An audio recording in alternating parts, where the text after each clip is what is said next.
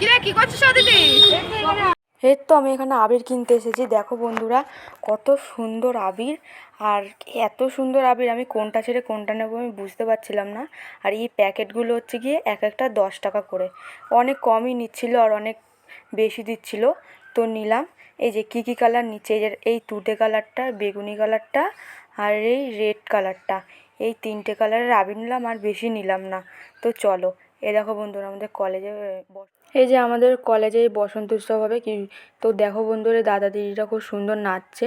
তো কী গানে নাচছে আমি তোমাদের দিতে পারলাম না, কারণ ভিডিও মানে কপিরাইট হয়ে যেতে পারে। আর আমি একটা ভিডিও ছেড়েছিলাম, তো ব্লগ দেখাচ্ছিলো, তো আমি আবার ভিডিওটা ডিলিট করে তো আমি আবার নতুন করে ভয়েস দিয়ে করলাম, কারণ কপিরাইট হয়ে গেলে তো মুশকিল আছে।